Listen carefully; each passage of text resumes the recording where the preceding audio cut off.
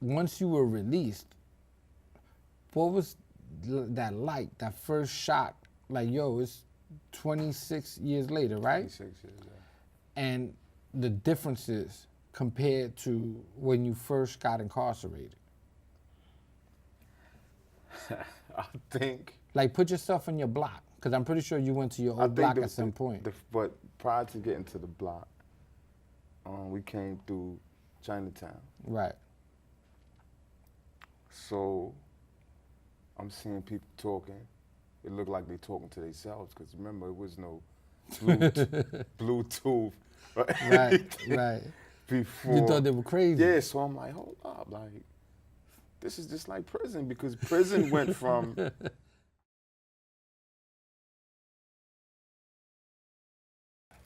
So I'm glad you came to this episode.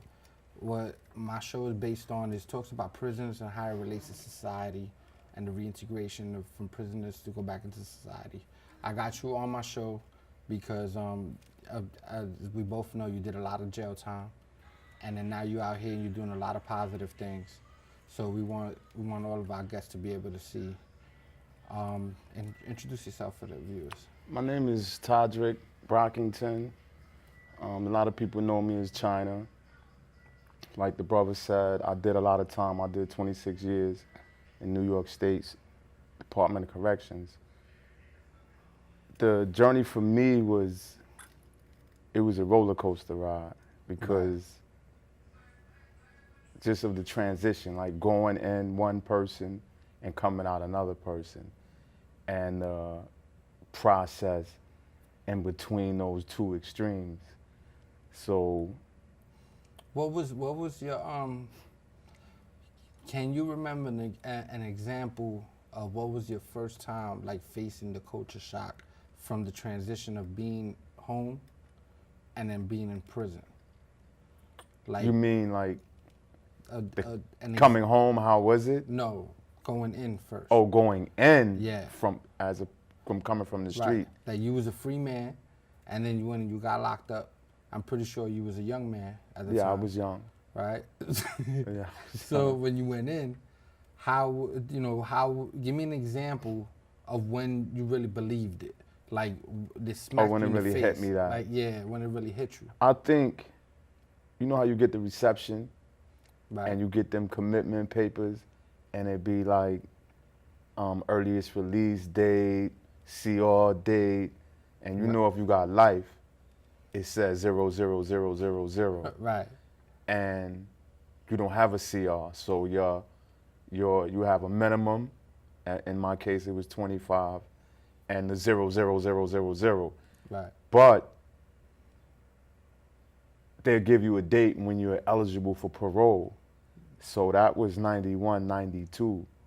Right. To see a paper that says you're eligible for parole in 2016, 2017, like, that's when it really hit me, like,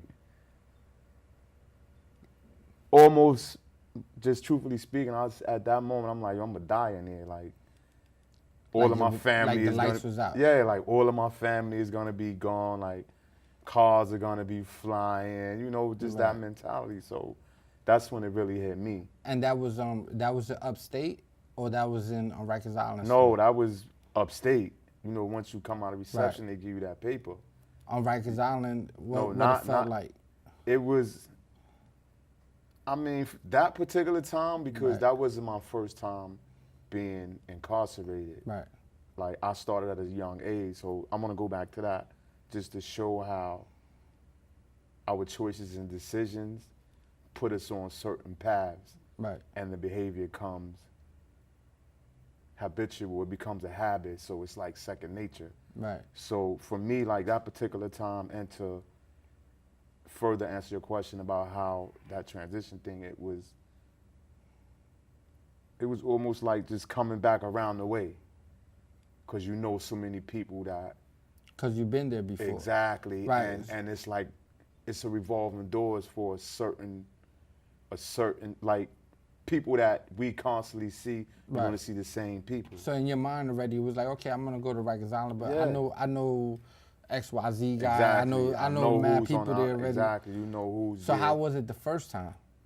The Do you first remember that? time, I can't remember the first time, but you know, you hear the story, so you go a little prepared, because like I said, it's a circle. Right. Everybody, you knew people You who know was already people going that through come it. home, it's always that first person that caught a case, that first person that went to the island Right. or whatever like that, and they telling you the story, some real, some fabricated, so it's like, you prepared. Right. However, it's like, you know, you're gonna feel those things that you're gonna feel when you're going through, like the things you gotta process. Do I gotta pop first? You know, they scheming on me or whatever like that. So that was like the initial thing, just being hyper alert, just being on point, just anticipating something and being ready to respond. So then it's safe to say that when you was on Rikers Island, it already became so desensitized to you that you felt that, okay, well, yeah, I'm going through this right now, but eventually I'll be home. I'll go home where I can go home and do what I got to do, and if I got to come back through again, it's okay, because I've already situated my name. I got my reputation. Absolutely, and it's like, it's almost like a socialization.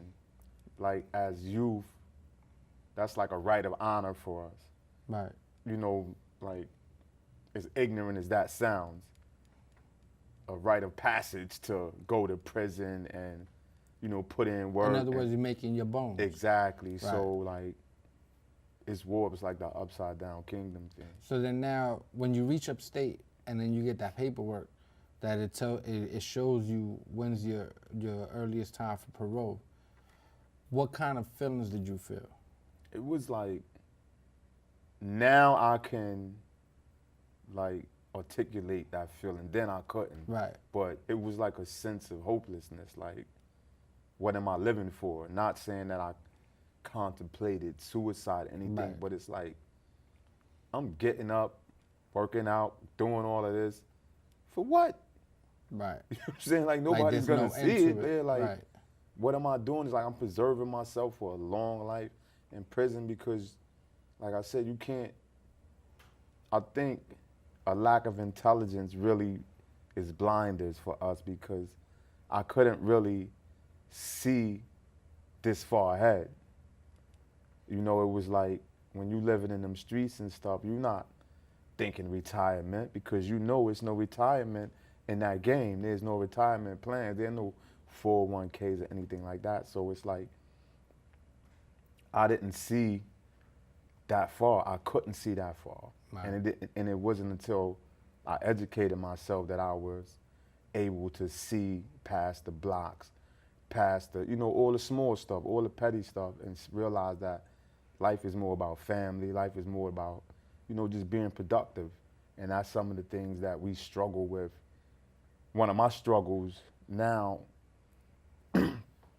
along my transition is just like, you know, when you shaking and moving in the street, you don't really care about anything because the money is there. But now, when you went through that first feeling, that was your first time being up north? Being upstate? Yes. Period? So Not this time. My initial time, like I went through that whole process, Right. but on the last incarceration, wasn't my first time being up north, all right. unfortunately. But when you got hit with that feeling, was that the first time? Yes. All right. So now, when you first, now all you knew about upstate at that moment was things that people told you, right? Yes.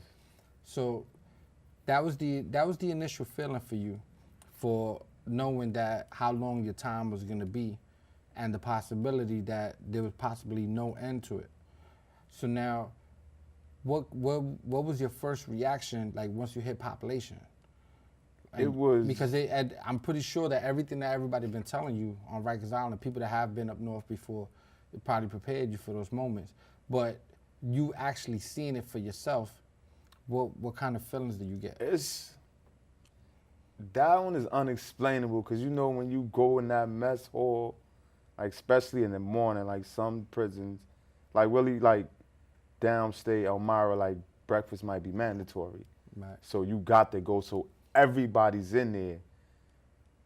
It's all type of emotions, and you just looking and you hearing that roar, and you like, wow, like, and everything that you was told, like, it's all starting to come into place. Did it make you feel like everything that everybody was telling you, did it make you feel more ready for it?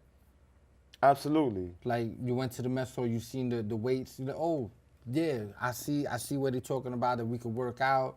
I see the yard where we could do our little pull-ups, we could walk around, you know. So it was like already you had a picture of it, but then now this is your It became actual visual. putting it together. Yeah, absolutely. How was it the first night? Like when you had to lock in your cell, and you say, damn, I can go out to the store when I want to. Like I can't go outside. I think the first night was you think about everything you don't have access to. You think about all the things. Basically, you forfeited for that cell. So is that like what your girl doing? Is she cheating? You know, stuff like that. Right. Like you go through that. You wanna. I think at those times it's when you want to be around people the most, because it's lights out, like literally. Right. You know what I'm saying? Right. Like, It's time. They it's turn off the lights lights. out, and say, you yeah. gotta Quiet go to sleep. time. They ring the Right. quiet bell, so it's like, even if you wanted to, you can't run away from your thoughts, Right. because it's so quiet. Right. You got to deal with them. And in that situation, you're in reception, so you don't even have the luxury of blocking it out with music because you don't have Right.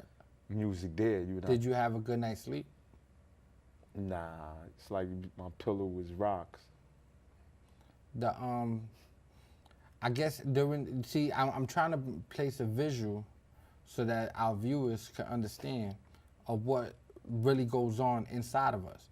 Not just because I've been through it myself, but I also want to put it for them to see, because it's ironic, but like I spoke to a gentleman before, and he was out there, you know, doing this thing, and he's committing a crime, right? And he's hustling. So I asked him, I said, yo, why would you hustle? You know that you're not gonna make enough to hold you down if you get locked up. You know what I'm saying? Because when you get locked up, everybody's gonna forget about you. And his response to me was like, yo, if I get locked up, I'm gonna be good. My homies got that locked down. And, you know, from my experience, I know how hard it is, and I know you know how hard it is to even survive in there.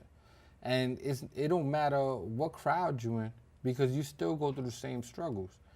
So what probably happened to him is that he had some people talking to him that was trying to feed him this misinformation so that he could stay focused on what he's hustling, so that they could make money off of him. But they're not giving him the real deal. The real deal is what we're talking about. So I'm trying to give the visual to our viewers so that they could, you know, wow, this is what really happens. Because mind you, like somebody told me the other day, they said, yo, if you want to know how it is being locked up, lock yourself in the bathroom for 23 hours. You know what I'm saying? And you'll know what they go through in the box. Technically, that's what it is. You take your bathtub out and you put a bed there, that's a cell. You know what I'm saying? I think this though, that's a good example, but prison, just to know that you're in the bathroom takes so much away from It's not that the experience. same. You understand what I'm saying? It's like, because you're gonna go from one room to the bathroom and lock yourself up. That prison industrial complex, it's a breaking down process. That's a fact. That starts in reception, when you get off that bus. Let's not even start it with this. Let's start it with the fact that they take your name away. But this is the point I'm trying to make. That's what they do first. At reception, what that happens, it starts on the island, but you know the island, it could go either way. Until you're sentenced, you still have a little hope. and you still living that island life. Right. It hasn't really. Being on the island, I'm not speaking for you, but speaking for myself, it was more fun for me. This is the point I'm trying to make. Right. You still living that island life. Right. So until you get off that bus downstate or in Elmira, and them people is letting you know you're not on Rikers Island anymore. And they snatching dudes out of the line, making examples, and you hearing the screams and you hollers. It's starting right there. You understand what I'm saying? So it's like, once you go through that process, walking through them halls, not talking, left, right, your face shaved, all of that, your head shaved, and like you said, your name taken away, you a number now. Right. You gotta remember that number, you gotta carry that ID around with you at all times. So by the time you get to the point where you've reached population or whatever, the process has started. So now, let's go more into the middle of your bit, right? Give it a few years, right? I'm pretty sure that by 2 or 3 years now you more into a routine. How did it get to you then? Like, what kind of feelings you going through now? At that point in my bed, it was, this is nothing. It's just like the streets, just minus the women, minus getting up in the middle of the night, going to the store, and saying that part about the store, like, when you making moves, you got the store, you got access to the store, whatever like that. But at that part, it was, I just reinforced and carried on the person that I was that got me to prison initially. Still being violent, still hustling, still selling drugs, still trying to beat the system. So it was like, it took a few more years into that incarceration before I evolved into the person that I am now. So now, what did you see around you? For example, like we hear a lot of stories out here. We hear there's booty bandits. We hear that there's people who love homosexuals. You know, men are men, sex. People get robbed. People get, you know, they get abused. They get smacked around. These are all the stories that we hear out here. As a matter of fact, some people believe that that's all that happens in there. I know otherwise, but I do know that there's incidents like that. So now my question is, what was the first incident, like minus the names and stuff like that, but what was the first incident that occurred around you during your up north bid that showed you like, wow, some of those stories are right, that these things happen? Like something that just stick out in your mind. I think it was a incident maybe in Clinton. This is what I remember. Right. In Clinton, you know, they had two individuals, one playing like this and one playing like that. So we were all in the mess hall. And Clinton mess hall at the time, at a certain time of the night, you could come down on the lower galleries. They had TVs, phones, workout area, and that's how we were able to take our showers. Right. So, you know, I used to see these two people hanging out all day in the mess hall because we all worked So here. they were friends? Yes, they was friends. Well, they were lovers. Wow, okay. They were lovers. Like, out here, if it was man and woman, they would be they'd be couple. in a relationship, right. But in there, everybody knows men are in men's prison. Right. So I saw one go in the shower because there's two showers. It's like phones in front of the shower's table, so you sit there, you wait on the shower or whatever. Plus, being in prison, particularly prisons like Clinton, you're hyper alert, like you're watching everything that go on around you. Right. You see one go in the shower, then you see the next one go in the shower. So for me, that was that one incident. Like there's something wrong there. Like it's supposed to be one person in exactly. there. Like why so, there's two people? You see the interaction outside of that, and it's no question in your mind like what's going on in that shower. And then on top of that, the guards is nowhere to be found. No. So because a lot of people that I speak to, especially like on Facebook and stuff like that, what their thing is that, well, if some stuff like that happens, you have the COs there to, you know, they'll watch it, they'll make sure it don't happen. But I just want to clarify, you know, so that the viewers can understand, there's like COs is like what, like 10% compared to the Yeah, population. the ratio, it's like a 10-to-1 ratio. Right. So it's like the CO can't be everywhere at one time. Now, mind you, you're talking about two people that did it voluntarily, right? Exactly. Because they was always around together. But there are incidents where people have forced it on Yeah, other people. absolutely. Like, you have legendary people, I'm not gonna mention no names, but you have legendary people that's actually known for that. You know what I'm saying? Which kind of helps us because a lot of us that don't go by that, we know to stay away from these individuals because they already got a reputation for it. But it makes doing a bit even harder for somebody who's just trying to chill, and maybe they're of a weaker sort. Maybe they're not about that life, but the guy knows that, and he goes and he forces himself on these type of people. So now, after seeing that incident, did you reevaluate your routine at all? Like, did you say, okay, well, look, I got to be more on point about this type of stuff, or I got to make sure I do my workout a little bit better. I got to work my boxing patterns better just in case. Did you feel that way at that moment? Nah, not really, because it's like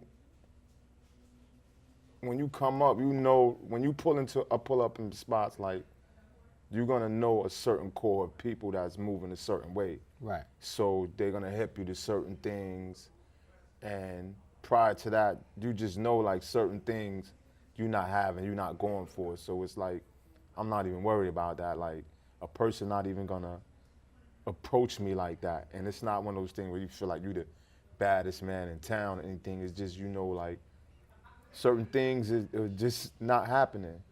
It's like they say, people that are preyed on, like the people that are preying on them sense of weakness in them, so they see like a way to get in. And when you checking yourself and digging yourself, you like, they not gonna see that in me, so they're not even gonna come that way with me. So like, nah, I never like. So really, in other words, your mentality was like, I'm not about that, so it's not never gonna come my way. absolutely. Now, you mentioned the circles, right? Again, we don't want to know about no bodies and nothing like that. I'm not with the snitching thing, and I don't want to put it out there for everybody else. But as far as your circle is concerned, these are people that you consider your friend, your comrades, right? Yes. All right. But I guess I want to highlight for the viewers that even though they're your friends, you had to treat people with a certain extent. Like, everybody didn't get treated like a actual friend. Absolutely. Like, you may have 2 or 3 individuals that your comrades, then you have your 2 or 3 individuals that, you say what's up to them, you can spin the yard once or twice, but then you like pull off on them. You know what I'm saying? So how did that affect you? The fact that everybody that you considered your friend you had to remind yourself that they're not really your friend, because at some point, they're not good for certain things. I think for a long time it didn't really bother me, for the simple fact that blind loyalty kind of helps you deny certain things. It helps you not care about certain things. In other words, like, for a long time, you had minimal expectations of people that we considered our friends. And then it came a point where you was like, hold up. Like, in order for me to consider you my friend, I got to see similar qualities in you that I have in myself, such as loyalty, such as being trustworthy, such as being respectful enough to bring you around, my wife and kids. And, it was a time where that didn't matter. So I didn't really process that at the time, but it came a time where it was tough, because it's like you gotta really be a certain way while you in there. It's like you can't, the radius is small. You can go from point A to point B, but it's no point Z. You got 3 or 4 points. So you're gonna be dealing with people on a regular basis. So it's like some people really don't get it. Some people are like raised that way, taught to be that way. Some people just like not friendship worthy. So yeah, it bothered me, and it didn't bother me. Now, Upstate is built up of, I think it was like 20 facilities, maybe more. Yeah, maxes. It's like 17 maxes. Maxes, like something 17 maxes, right? And the people that they put in maxes are usually the worst criminals. Yes. Like the murderers, the attempt murderers, the burglars, so on and so forth, right? Serial killers and stuff. Now, this tight-knit circle that you come across, I know from experience, but I wanna push it out there for the viewers, is that you tend to get close to these individuals after being in the same facility for 3, 4, 5 years, 6 years. But then at any moment, they could come and say, "Yo, here, pack your bags. Tomorrow you out." What kind of a feeling is that to you? Well, how that first time that happened, what kind of feelings did you have? I think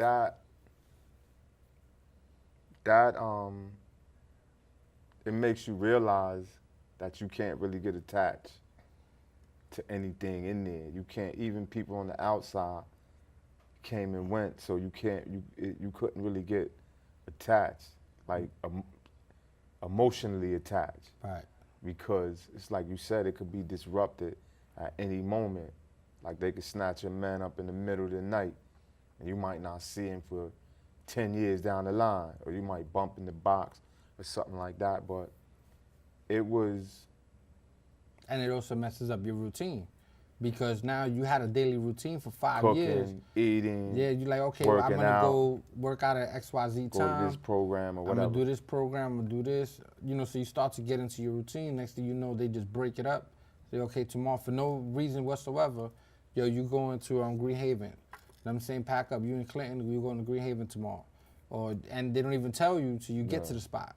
Once you're on that bus, is the first moment you even find out where you're going. Absolutely. So that also tends to like shake you up, because now you go to a whole different prison. Now you gotta go see who's there. You gotta go see, okay, well, damn, the programs might not be at the same time. They might not have the program that I had the last spot. Maybe the workout course work out different.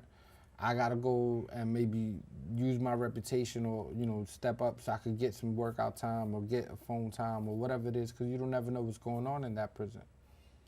So now, did it create a detachment for you? It did, but at the same time, you still like meet people, and y'all might get a long run, 2 or 3 years in this spot. So even if you did build up this detachment thing, you still gonna get caught up. You know what I'm saying? It's like you figure we chilling, so they ain't gonna really mess with us. Right. Neither one of us gonna get PK'd. Then you take somebody come in the facility that's shook or something, and you don't even know them or whatever like cross beefs or whatever may have happened is, all right, you pack up, you leave because you've been here for a minute. This is the only place this person could go. So it's situations like that. So even if you built up, like I ain't gonna get detached, you still, like you saying, you working out. If it's drama, like that person is there. Right. If your money funny, you're here, and vice versa. Yeah. You know what I'm saying? Like, we humans at the end of the day. Like, right. Regardless of this stigma, like people that live a certain way or like heartless and stuff like that, it's like we love as hard as anyone else loves. Right. So that happens, and no amount of preparation can make you, just get you used to that. So now towards the end of your bit, right? You're about to see your board, right? What kind of anticipations are you going through did you go through at that moment? Oh man.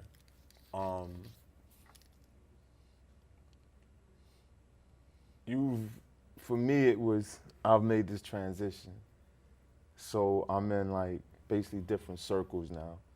I'm dealing with more with the program people that run Osborne and phase 1 this, phase 2 that, like, so it's The people that are already like talking about release, right? The people yes, that are already, they've been made their transitions. right. They walk through the They prisons. already see the light. Yeah, In other they words, walk through they the see prisons the possibility of coming out. in peace, with peace. They wanna help the brothers along, so they volunteer their services in most cases to help people prepare for the streets. So now I'm realizing that, let me take it back a little. Pataki came in and started this 2-year hit Right. environment. Right. So he elected a lot of parole commissioners that, followed that order. So to bring it back up, it's like now I'm getting close to the board. Now I gotta consider all the idiot stuff I did in the beginning of the bid. Because now it'll come back. Because now it's smack you gonna in the come face. back to smack me in the face. Right. So that is stressing me out. The fact that, like I said, I was in my first incarceration. I was on parole when I caught this, because I'm gathering all this information about, what they're gonna say, what they're looking for, Right. all of these things. So as you gather this information, the larger the sense of doom feels for you, because it's like, oh, I'm done. All the bad things that parole commissioners is looking for, I have. I was on parole. All of my crimes were violent. I had way too many tier 3s and tier 2s. I had violence in there, so it was like a continued pattern. So it was really a tough time in my bid. Don't even factor in, it's like people was getting tougher the closer you got to the board. You understand what I'm saying? It's like people that would have never like did certain things are doing certain things now, Right. because they see, oh, this dude changed, he's trying to go home. Right. So, just dealing with all of that. So in other words, they was trying to mess up your focus now to leave. Exactly. You trying to go home, Exactly. and I guess like crabs in a barrel, they try to drag you down. Say, nah, you ain't gonna go home. You gonna stay with me. Yeah. So they do whatever's possible to get you into trouble. Did you get denied parole that first time? Yes. Did you foresee that? I you did. think that, yeah, I'm gonna get hit just like everybody else? I'm gonna get denied parole. I did. I mean, I think one of the most important things in my transition, one of them was learning to be honest with myself. So in learning to be honest with myself, I had to tell myself, like, you worked hard to get to prison. Like, they didn't just snatch you off the street, an innocent bystander. You was on parole when you caught this case. So don't expect them to just be like, oh, we see your accomplishments, we're gonna let you go. Like, I had to tell myself that, even though that's— So that way you could be ready for the exactly, denial. even though that's not what I wanted to hear. Right. But it was reality. How many times did you get denied parole before you actually got parole? Twice. But I was in a unique situation because it became a point in my incarceration that I wanted to educate myself. So early on, I got my GED. Then I eventually got an associate's degree and a bachelor's degree. So While you was in prison? while I was in prison. So that kind of changed my mentality. It changed my thought patterns. And I began to see a way out. I began to feel like I could do this. So now, like, in other words, you went in with the mentality, like, you went in with a mentality of, like, jail wasn't real. It was just an extension of your street life. That was the Rikers Island mentality. Then when you went up north, it smacked you in the face and it said, oh, okay, listen, this is real. Like, I'm not going nowhere. I'm here. You seen the paperwork, you see, oh, damn, I'm never leaving. I'm here forever. Then it got to the point where you say, okay, well, I'm gonna sit back, I'm gonna reevaluate, and I'm gonna get my routine down so that way I can survive in here without thinking about the streets for now, but I'm gonna survive. Then, and within that survival, you were still thinking with the criminal mentality of doing the things that you was doing in the streets, just at a less minimum, you know, at a minimum in here, in prison, due to the guards and the rules and everything else. Then towards the end, your mentality is like, I need to prepare myself for the streets. So you went and you got educated. You actually went and did college. You got more than a lot of people have out here. Some people don't have college. I don't even have college. You have people out here that never even been in prison that don't have college. So you went above and beyond so that you could educate yourself. So now, once you were released, what was that like, that first shock? Like, yo, it's 26 years later, right? 26 years, yeah. And the differences compared to when you first got incarcerated. I think. Like, put yourself on your block, because I'm pretty sure you went to your old block at some point. But prior to getting to the block, we came through Chinatown. Right. So I'm seeing people talking. It looked like they talking to themselves, because remember, it was no Bluetooth. Right. Before. You thought they were crazy. Yeah, so I'm like, hold up, like, this is just like prison, because prison went from prison to like a mental ward. Like, you know, it was a time where it was 2 bug outs on the gallery. Yeah. Then in reverse, it was 2 sane people on the gallery. Right. You know, so I'm figuring like, all right, so the streets are just like prison. And you didn't know who they was. You didn't even see no Bluetooth or nothing. You didn't know what was going on. Because it might you be thought they in were this talking ear. to themselves. Yeah, so I'm thinking like people are talking to themselves. Right. Like, everybody is losing it. Then I see everybody walking with their heads down. Like walking, like almost like walking in the traffic. So that was like my initial shock. That was one of the things where I'm like, hold up. Like, why is everybody talking to themselves? Then someone like told me about the Bluetooth and like that. So I'm like, oh, okay, that explains it all. But how was your first train ride? The first train ride, it was, I want to say it was like I had never stopped riding, but it was no tokens. Because it used to be tokens, then they went to the Metro card. Right. So that was weird for me. That How were you able to get a ride? Did you? Well, did somebody was with you and showed you? Yeah, someone got me that I ended up losing, and they were super tight. The Metro card. A monthly. Okay.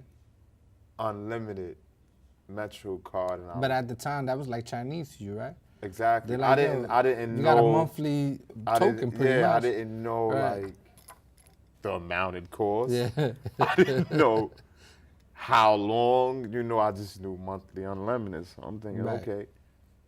But I lost it. So, but they kind of told me, you know, you swipe it, you know, and you go. When I lost it, this when they told me like, you know, that was like $1 and some change, and you could have used it to run around and do your errands, because when you first come home, you got to run over here. So how was it being in the actual train, let's say during rush hour? Because I want to highlight the fact that in jail, everybody got their own space, right? Yeah, that's one of the things. It was too much. It was people like too the walls close was to closing you, right? in. Yeah, absolutely. It's Did you go through an anxiety, like some type of an anxious moment? Yeah, definitely went through that. Because you know, I didn't highlight this before for the viewers that don't know, but if you have in prison, people respected your space. If you was here, nobody could come in that circumference. If they went past that, it's because they were really cool with you, or they was trying to do something to you, right? Absolutely. So now to come home and come in the streets, they don't care about your personal space. People bump into you all the time, and it's like nothing. Sometimes they don't even apologize. And in there, you know, it was more respectful. People apologize if they disrespected that space, because if not, you would enforce that. Like, okay, well, you just disrespected me, so now, you know, how we doing this? Either you can apologize or not. That was one of the things that, I'm not going to say bothered me, but it kind of made me like, how is it that people in prison are more respectful? Like, you would get on the train, like me. I'm home after 26 years. I'm happy, go lucky. I'm speaking, hey, good morning, how are you? And people looking at you like, man. Like they miserable. Yeah, you know, so it's like, Yeah. you know, you just like, I'm appreciating things that they take for granted because it's never been taken from them or they never forfeited it. So it's like, I get up, I go to work. I don't want to hear no good morning or anything because the morning is not good. But for me, it was, I could be leaning on the gate waiting on them to crack chow, Yeah. crack the gates for chow. Right. But here I am getting on the train at my free will. I could sit down, I could get off whatever stop, I can go in and buy me a bag of chips. I don't have to wait 2 weeks Right. to go get a bag of chips. And that's another thing I wanted to talk about, right? Or I wanted to mention at least, is that you see how you get up out here in the streets and you come up and you say good morning to people? Some people look at you like you crazy, right? Like, why are you telling me good morning? In prison, we told each other good morning every morning. Yeah. Right? In spite of what we were going through. Right. You know, I don't care if I'm in cell 5 and in cell 1 you got a serial killer, in cell 2 you got an arsonist, in cell 3 you got a burglar. We all told each other good morning. Top of the morning, good Top of the morning, good morning, how you doing? Yo, how you doing today? Yo, you kind of quiet down there. What's up? You good? You know what I'm saying? We're gonna go work out. Like, what's up? Yeah. Like, you know, we have positive conversations. Out here, you talk like that to certain people. They look at you like you crazy. You know, and it's funny, you know, now that you have mentioned it, I think about it, it's just so funny of how strong our mentality was of being in that situation compared to out here where people who've never been through that situation just like live life miserable. Because I feel like it's this, like, a lot of people don't really realize what they have until it's taken away. As simple as that. So I got a job, I got to get up and go to it every morning. This miserable person in there getting on my nerves and all of this, but not realizing, like, you got people that would love to be in their position. Right. That to be would free. be happy. Right. Not only free, but to have a job that you're complaining about, to have money to even get on the train, because you have people out there, can I get a swipe? Can I get a swipe? You know, so it's like, for us, we coming from all of this misery, we coming from all of this oppression, like, you know, like a spot like Attica, the oppression is 24/7. Right. You know what I'm saying? So it's like you build up so much anger to be out here and to be at the liberty to do whatever you want. Why not wake up like, hey, good morning, how are you? Have a great day, and you know, all of this, because we really appreciating our liberty. But someone, like you said, that's never did time, is like, this is a given. Right. You know what I'm saying? I'm gonna get up, I'm gonna wake up out here. I'm not, because they don't have that criminal mentality where it's like, I could be here today, going tomorrow.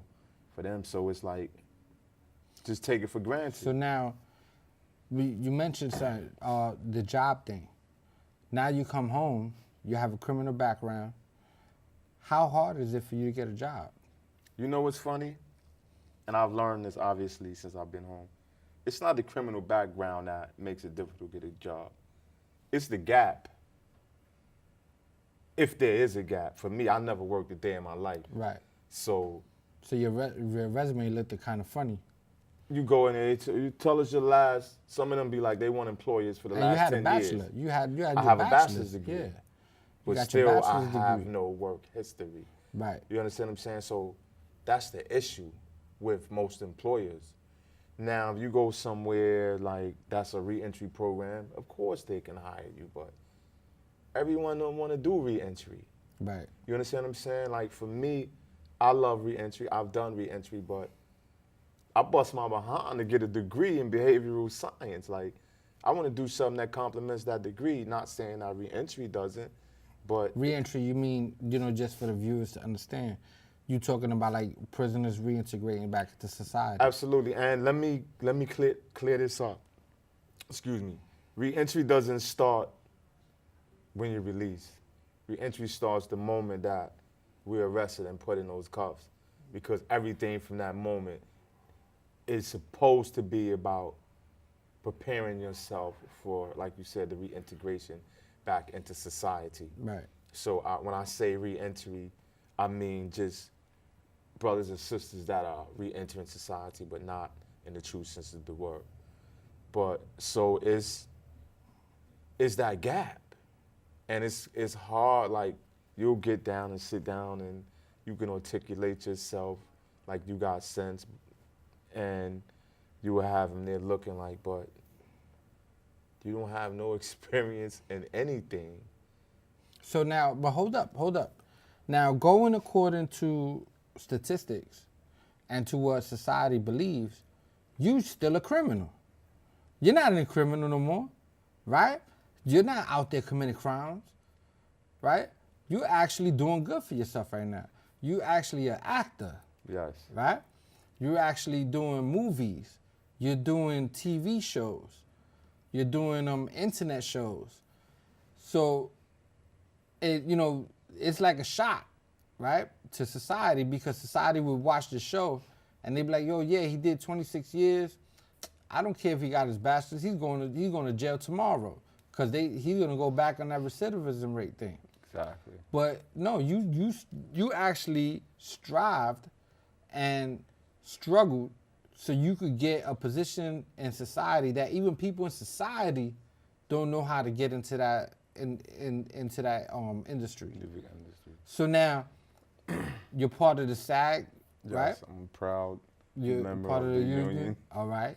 So now I know people that was acting for like 10 and 20 years. They still can't get into SAG. But you in there. You're doing background. You're doing, I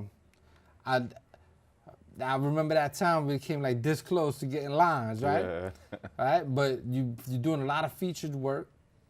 There's a lot of people in society that, I got my own neighbors that they never been in prison before, and they still don't know how to get into that industry. To them, it's like a fantasy land. They can't get into that. Like, behind the TV is just real. They can't get in there. So now, the reason I'm highlighting that is that I want people to see that just because you went through what you went through doesn't mean that you have to keep following that same path. You don't have to stay in prison forever. You're out now, and as long as you stay focused and you're motivated, you can achieve whatever you want to achieve, because you're living proof that you can actually achieve something that even free people couldn't achieve. People that never been incarcerated before, people that have no criminal records. So now, what would your advice be to those people that was trying to do the same thing, that have been through what you've been through? My advice would be just basically stick to what you said you was gonna do before you got out. And for me, like, that's commitment. Doing what you said you were gonna do when you no longer feel the way you felt when you said you would do it. Because a lot of us get out here and we face a little obstacle and like run back to what we know because it's comfortable. Like, nothing is more comforting than what you're doing, what you know, or what you're familiar with. So my advice would just be like, do your research. The unique situation that everyone is in now is we got Google. You know what I'm saying? You can go with the tip of your fingertips is the world. So anything you want to get into, anything you want to do, it's at the tip of your fingers. So it's like, do your research, follow through, and just be serious about it, and don't ever give up. Don't allow anyone in your circle to tell you, don't do this or don't do that, get a real job. So with that, we're gonna cut it off, right? I wanna thank you for coming. You know what I'm saying? I wanna appreciate the fact that you shared your experience with everybody.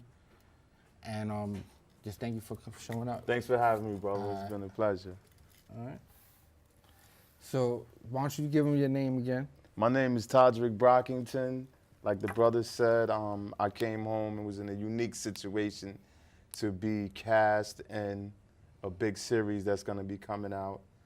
And you was really one that really got me to asking questions about it. Because for me, it could have just been I went in and did that and left with no knowledge. So I got to thank you for like making me really like pursue it more, because I remember you was like telling me about Viejo, like, yo, he been in the, and I'm gonna pull him up. So I started doing it and listening to stuff you was telling me. So that kind of furthered me along. Only thing I wish you would have told me, yo, save a lot more money now, because these series, we not gonna be getting work like this. Not all the time. Yeah, you know, like, so stack, because we in a good situation, we work. But at the same time, like, I got a lot of game from you about that. So you played a very important role, even as far as come down to these SAG meetings and all of that. So I ended up joining the SAG, and we're working on and off. And, you know, one of these days, we'll be on someone else's show talking about this and how we went from that's a fact. prison walls to Wall But Street. but it's evidence. It's evidence that you don't have to settle for less. You never have to settle for less, because you can get whatever you strive to get, as long as you're motivated and you struggle to try to get it. I mean, I'm a producer. I'm a host. I'm a rapper. Hats, I wear so many hats. I got a clothing line. line. Actor too. You leave I'm an actor. Yeah, I'm an actor. I do shows too. I'm in one of the shows you did. But in all the reality, I got a criminal background too. So people, you know, people need to understand that just because they had that in their past, they can actually still move forward. You know what I'm saying? And society needs to understand that too. Society needs to understand that they can't keep using our past against us. You know what I'm saying? Because we're human too. You know what I'm saying? And, you know, the same way that we was violent and we was using our mind for criminality, we could also use it to excel and probably be better than them. And whatever stage that they in. A lot of the skills that we utilize on that side of the tracks are transferable. Only thing we gotta leave is the violence and that, you know, that mentality that scares people off. You know, we used to have that like unapproachable mentality. Now we want people to come to us, but with respect. And even when they don't come with respect, we've transcended enough to know how to assertively and respectively like check something without people being afraid, because we're over here now, so we can't. Right.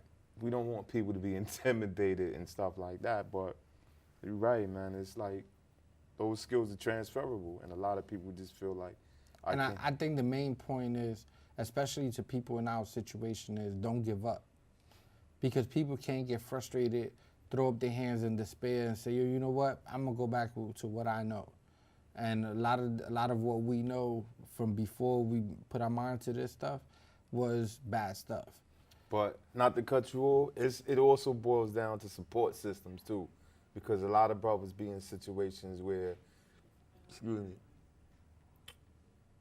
their support systems or so-called support systems are pushing their backs up against the wall. It's like you take a person that's done over 20 years and you expect them to get employment where they can really push you something to help with the bills. Like, you gotta give a person time to build up to that. Right. You know, so it's like you on a person's back that all they know is hustling, and you telling them, you keep making comments about financial this and financial that. Like, what you expect them to do? Because at the end of the day, we've always been people that want to make a difference. So that's why we got out there and did what we did, to be productive. We just had the wrong idea, and we was channeling our energy the wrong way. But, and then, honestly speaking, society got to stop giving up on us too. Because that support system comes from society. The support system that you get, like, The support that I was able to give you, it came from somebody who was through the same situation as you. But a lot of support can come from people that never been through what we've been through. Just by saying, you know what, I understand I understand you didn't get that job today, but I'm gonna take you out so we could get another job. Maybe we could go for a walk in the park, and we could relieve some of that stress from them denying you the job. You know what I'm saying? Support can come out in many ways, but society has to also play a part. They can't sit back and say and yell about recidivism rate, and then still be like, well, we're not gonna support them. We're gonna just leave them to the wolves and let them do it on their own. And it's like you have people in society that complain about prisoners going to college and all that. Let me say this. Taxpayers didn't pay for my degree. You had individuals like private investors that invested a certain amount, but as students, we were required to pay $10 a month towards tuition. A lot of people might feel like, whoa, that's not nothing, but if you're making 17 cents an hour and you gotta pay $10 a month, that's almost 60% of your earnings. So that was a lot, but it was just part of the process, like a learning process, teachable moments. Like, you gotta make sacrifices to gain stuff in life, you know, so. So with that, I'm gonna sign off, but I'm gonna sign off the way I always sign off. Never, ever, ever be silent. You talk back right here on Backtalk of Cripple3030. Thank you for coming through. Thanks for having me.